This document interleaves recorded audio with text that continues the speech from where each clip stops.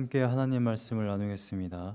오늘 함께 나눌 하나님 말씀은 말라기 2장 10절에서 16절까지의 말씀입니다. 다 찾으신 줄 알고 제가 읽겠습니다. 우리는 한 아버지를 가지지 아니하였느냐?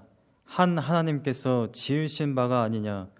어찌하여 우리 각 사람이 자기 형제에게 거짓을 행하여 우리 조상들의 언약을 욕되게 하느냐? 유다는 거짓을 행하였고 이스라엘과 예루살렘 중에서는 가증한 일을 행하였으며 유다는 여호와께서 사랑하시는 그 성결을 욕되게 하여 이방신의 딸과 결혼하였으니 이 일을 행하는 사람에게 속한 자는 깨는 자나 응답하는 자는 물론이요 만군의 여호와께 제사를 드리는 자도 여호와께서 야곱의 장막 가운데에서 끊어 버리시리라. 너희가 이런 일도 행하나니 곧 눈물과 울음과 탄식으로 여호와의 제단을 가리게 하는도다. 그러므로 여호와께서 다시는 너희의 봉헌물을 돌아보지도 아니하시며 그것을 너희 손에서 기꺼이 받지도 아니하시거늘 너희는 이르기를 어찌 되매니까 하는도다. 이는 너와 내가 어려서 맞이한 아내 사이에 여호와께서 증인이 되시기 때문이라. 그는 내 짝이요 너와 서약한 아내로 돼 내가 그에게 거짓을 행하였도다. 그에게는 영이 충만하였으나 오직 하나를 만들지 아니하셨느냐? 어찌하여 하나만 만드셨느냐? 이는 경건한 자손을 얻고자 하심이라. 그러므로 내 심령을 삼가 지켜 어려서 맞이한 아내에게 거짓을 행하지 말지니라. 이스라엘의 하나님 여호와가 이르노니 나는 이혼하는 것과 옷으로 학대를 가리는 자를 미워하노라. 만군의 여호와의 말이니라. 그러므로 너희 심령을 삼가 지켜 거짓을 행하지 말지니라. 아멘. 중국 역사 가운데 중국 후한 시대에 광무제라는 사람이 있었습니다. 중국 후한 시대라는 것은 후한, 그러니까 나중에 생긴 한나라라는 뜻입니다. 그러니까 전에 한나라가 이미 있었는데 다시 그 한나라를 복권한 사람이 있습니다. 그 사람이 바로 광무제라는 황제입니다. 이 광무제는 굉장히 친한 벗이 한 명 있었는데 바로 송홍입니다. 송홍. 그런데 이 광무제라는 이 황제에게는 한 누이가 있었는데 이 누이가 남편을 여의었습니다. 남편을 여의고 혼자 사는 것이 보기에 별로 안 좋았던 것 같아요. 대신들이나 이 황제가 누이에게 이야기합니다. 다시 재혼하는 것이 어떻겠습니까? 이렇게 제안을 하니까 이 공주가 호양공주라고 하는데 이 호양공주가 이렇게 이야기를 해요. 그러면 나는 송홍 같은 사람이 있으면 나는 다시 재혼을 하겠다. 이 송홍이라는 사람은 이 소문나기를 굉장히 청렴결백하고 굉장히 덕스러운 그러한 사람이었어요. 근데 문제는 이 송홍이라는 사람이 이미 가정을 일군 사람이라는 것입니다. 아내가 있었던 사람이죠. 어느 날 이 광무제가 송홍을 불러드립니다. 그래서 불러놓고 이 공주는 병풍을 치고서는 공주를 이 병풍 뒤에다 놨어요. 그러니까 송홍은 모르죠, 공주가 있는지. 근데 광무제가 이제 송홍에게 이렇게 이야기합니다. 사람들이 말하기를 사람이 신분이 높아지고 지위가 높아지면 친구를 바꾼다고 하고 사람이 부유해지면 아내를 바꾼다고 그러는데 자네 생각은 어떠한가? 이렇게 물어봤어요. 그러니까 송홍이 이렇게 대답합니다. 내가 천하고 어렸을 때에 친했던 그러한 벗을 버리는 것은 있을 수 없는 일이고 또한 내가 지게미와 쌀겨를 함께 끼니를 이렇게 보냈던 그러한 아내를 버리는 것은 마땅치 않다. 이렇게 대답을 했다고 합니다. 지게미와 쌀겨는 요즘 시대도 그렇습니다만 이 가축 사료로 보통 쓰는 거예요. 지게미는 이렇게 술을 만들고 난 찌꺼기를 이야기하는 것이고 겨는 이 쌀겨죠. 이게 한자로 송홍이 이야기한 것을 한자로 뭐라고 하냐면 조강지처라고 이야기합니다. 술래강 조, 쌀겨자에 강, 그 다음에 의가 있는 지, 안에 처, 그래서 조강지처라는 말이 이때 생겼다고 그래요. 조강지처를 어떻게 버리느냐? 송홍이 이렇게 이야기했다는 것이죠. 함께 어려운 시기에 그렇게 끼니를 힘들게 여의고 정말 고생한 그 아내를 어떻게 버릴 수 있느냐, 이렇게 성홍이 이야기했다는 것입니다. 그런데 오늘날이나 고대나 마찬가지입니다만 성홍 같은 사람은 굉장히 드뭅니다. 많은 고사나 많은 역사들 가운데 이러한 이야기들은 굉장히 많은 것 같습니다. 나폴레옹도 그랬고요. 성경에도 이러한 이야기가 나오는데 지금 오늘 본문 말씀은 어떤 한 사람의 이야기가 아니라 이스라엘 전체의 지금 풍토를 이야기하고 있는 겁니다. 여러분, 한 나라에 있는 대다수의 남자가 자기의 조광지처를 버리고 다른 이방신의 딸들을 취했다고 한번 생각해 보세요. 그 모습을 하늘에서 보신 하나님의 이 시점을 한번 여러분들 생각해 보시기 바랍니다. 자신들의 이득을 위해서 결혼을 하는 그러한 모습을 하나님이 보셨다고 한번 생각해 보세요. 오늘 본문 말씀의 11절 말씀을 보면 이방신의 딸과 결혼했다라고 되어 있습니다. 결국 우상을 섬기는 딸과 결혼을 해서 결국 하나님과의 관계도 망치는, 오늘 본문 말씀에는 계속해서 나오는 핵심 단어가 이것입니다. 바가드라는 표현인데 그것은 거짓, 제가 읽은 개역개정에는 거짓이라고 되어 있습니다.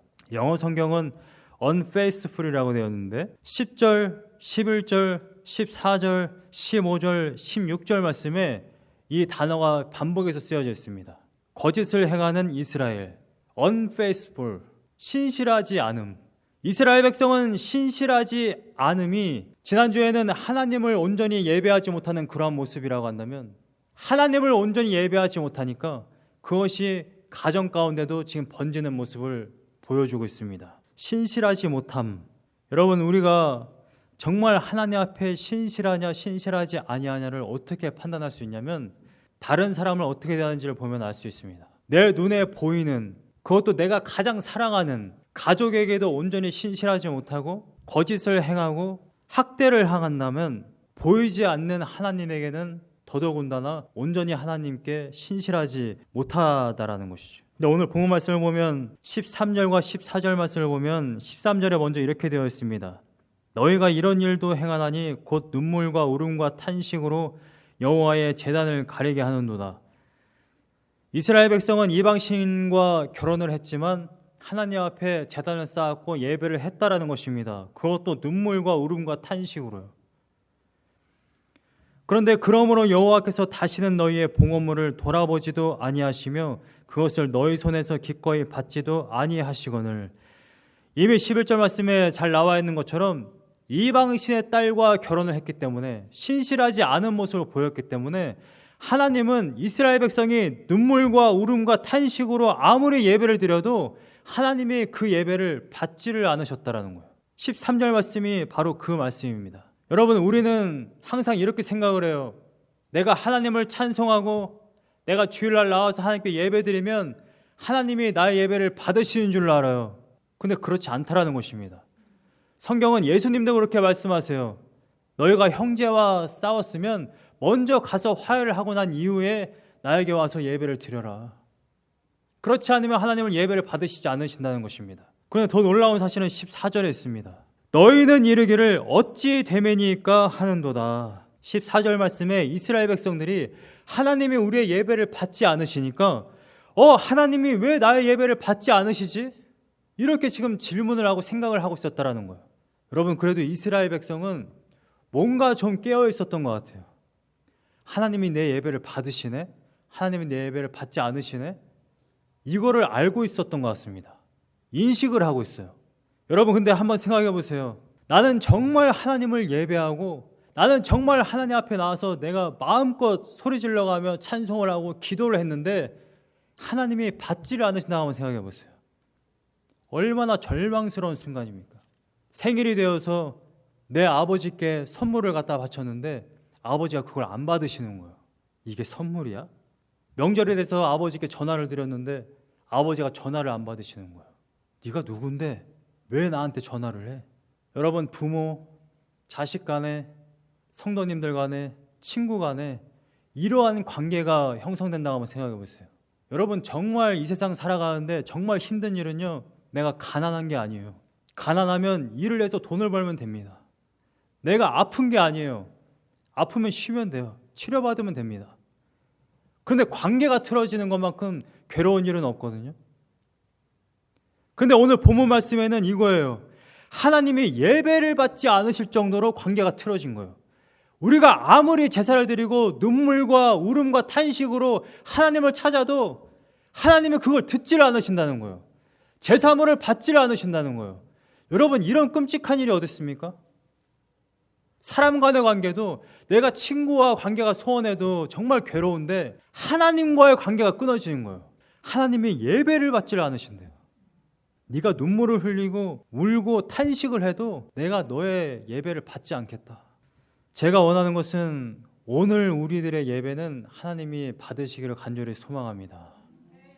여러분들이 어디에 있든지 간에 무엇을 하든지 간에 밖에 있든지 간에 일을 하시면서 하나님과 교제를 하든지 간에 주일날 이곳에 와서 하나님을 예배하든지 간에 하나님은 언제나 여러분들을 사랑하셔서 하나님의 예배를 받으시길 간절히 소망합니다. 우리가 때로 하나님께 예배드리고 하나님을 찾았지만 하나님이 도무지 나의 예배를 받지 않으신다라는 생각이 드신다면 우리는 오늘 말씀을 기억해야 합니다. 내가 과연 신실했는가? 오늘 본문을 보면 우리들의 예배가 왜 받아지지 않는지에 대해서 잘 쓰여져 있습니다. 그건 신실하지 않았기 때문에 그런 거예요. unfaithful. 근데 개역개정은 거짓이라고 해놨죠. 영어 성경은 unfaithful이라고 하는데 신실하지 않음이라는 표현이 좀 더 맞는 것 같습니다. 가톨릭 공용 성경은 이렇게 번역했어요. 배신하지 마라. 배신하지 마라. 여러분, 사람이 사람을 배신하는 이유는 대부분 그런 경우입니다. 나의 이득에 도움이 되지 않을 때, 그때 사람을 배신합니다. 이스라엘 백성이 처한 사정이 이랬어요. 16년간 흉년이 들었습니다. 농사만 지었다 하면 하나님이 우박을 보내셨어요. 깐부기를 보내셨어요. 흉년이 들게 하셨습니다. 그러니까 주머니가 텅텅 비는 거예요. 아무리 열심히 살아도. 그래서 이스라엘 백성들이 택한 건 뭐예요? 부자 여자를 찾아 나서기 시작한 겁니다. 그것이 우상의 딸이라 할지라도 그 여자들을 찾아 나선 거예요. 계산을 철저하게 해가지고 나한테 무엇이 이익이 되는가, 그것만을 바라보며 사는 사람들. 전혀 예수님이 보이셨던 그러한 십자가의 그 신실한 희생의 모습은 전혀 보이지 않는 현대의 교회의 모습들. 용서할 줄 모르고 받아들일 줄 모르고 조금만 잘못을 해도 뒤에서 욕하고 앞에서 욕하고 손가락질하고 불화가 일어나고, 여기가 정말 교회인지 국회의사당인지 도저히 분별이 안 되는. 여러분, 예수님은 자신을 욕하고 자신에게 침을 뱉고 자신에게 주먹질을 하고 자신을 욕했던 사람들을 위해서 예수님은 끝까지 십자가를 지셨습니다. 예수님이 단순히 우리들을 대신해서 우리들의 죄를 대신해서 십자가를 지실 뿐만 아니라 예수님은 분명하게 이렇게 말씀하셨어요. 마태복음 16장 24절, 마가복음 8장 34절, 누가복음 9장 23절에 똑같은 표현이 나오는데 예수님이 이렇게 말씀하십니다. 너희들이 정말 나를 따라오려느냐? 너희들이 정말 나의 제자로서 나를 따라하고 싶냐? 그러면 너 자신을 부인하고 너의 십자가를 지고 나를 따라라. 여러분, 기독교가 예수님의 공로로 구원을 받으니까 굉장히 쉬운 기독교인 것 같지만 사실상 정말 어려운 것이 바로 이 기독교의 신앙입니다. 나를 부인하고 예수님을 따르는 것은 정말 힘든 일이에요. 나에게 이득이 안 되고 나를 속상하게 하는 저 사람들을 위해서도 내가 십자가를 져야 하다니, 내가 희생을 해야 하다니, 내가 정말 사랑을 해야 하다니, 이거는 세상 지식으로는 도무지 감당이 안 되는 이야기입니다. 나를 미워하고 나를 핍박하는 사람을 위해서 어떻게 십자가를 질 수 있겠어요? 나도 똑같이 하고 싶고 나도 똑같이 손가락질하고 싶고 나도 똑같이 욕하고 싶은데, 근데 예수님은 그렇게 하셨다라는 것입니다. 우리가 예수님의 사랑을 받았다라는 것은, 예수님의 십자가의 공로로 말미암아 우리가 구원을 받았다라는 것은 우리가 이제 그 길을 간다라는 거예요. 여러분, 신앙생활 10년하고 30년으로 했는데도 여전히 나는 살아있고 내 안에 십자가를 지고 가는 모습이 없다라고 한다면 여러분, 우리들의 신앙을 돌아봐야만 합니다. 여러분, 이스라엘 백성이 단순히 아내를 버린 겁니까? 자신의 이익을 위해서 먹고 살자고 아내를 버린 거예요. 여러분, 이러한 모습이 우리 안에 있다라는 것입니다. 내가 단 한순간이라도 내가 먹고 살기 위해서, 내가 편하기 위해서, 나의 이기적인 욕심 때문에 내가 십자가를 지지 못하는, 여전히 나를 따라와. 내 생각이 맞아. 내 기준이 맞아. 왜 내 말을 무시해? 내 말이 맞으니까 무조건 따라와. 안 따라오면 그 사람들을 정죄하고 서로 편을 가르고. 여러분, 이것은 교회의 모습이 아니라는 것입니다. 이스라엘 공동체는 서로 자신의 이익과 자신이 먹고 살고자 하는 그런 욕심 때문에 조강지처를 벌였습니다. 여러분, 우리가 이 사람들을 볼 때에는 어떻게 조강지처를 벌일 수가 있나라고 생각하지만, 현대의 우리들은 끊임없이 사람들을 버려갑니다. 배신합니다. 내 마음에 안 들면, 나의 도구가 아니면.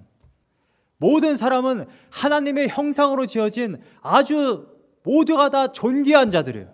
존귀한 하나님의 형상. 사람을 볼 때에 그 사람에 투영되는 하나님을 우리는 봐야만 한다는 것이죠. 그래서 사람이 절대 나의 도구로서 쓰일 수 없다는 것입니다. 한 사람 한 사람은 굉장히 존귀한 자들이기 때문에. 여러분, 지금 옆에 계신 성도님들 한 분씩 한번 바라보세요. 그냥 사람들이 아닙니다. 얼마나 가치가 있고 얼마나 존귀한 자들인지를 여러분들이 아셔야 돼요. 집에 돌아가면 여러분들의 가족이 있습니다. 회사에 가면 여러분들의 회사원이 있어요. 정말 귀한 자들이라는 것입니다. 왜냐하면 예수 그리스도의 피로, 예수 그리스도의 피가 바로 그 사람들을 위해서 흘려진 것이기 때문에, 하나님이 하나님의 형상으로 지은 자들이기 때문에. 오늘 본문 말씀의 11절 말씀을 보면 이스라엘 백성은 이방신의 딸과 결혼하였다라고 되어 있습니다. 근데 하나님이 왜 이방신의 딸과의 혼인을 거부하시는가? 거기에 대한 대답이 15절 말씀에 있어요. 15절의 중간을 보면 이는 경건한 자손을 얻고자 하심이라 라고 되어 있습니다. 경건한 자손, 신실한 하나님의 백성을 이야기하는 거예요. 정말 하나님의 백성, 온전히 하나님만 사랑하는, 정말 자신과 끊임없이 온전히 관계를 맺고자 하는 그 경건한 자손을 얻고자 하심이라는 것입니다. 저는 여러분들 모두가 경건한 자손이 되기를 간절히 소망합니다.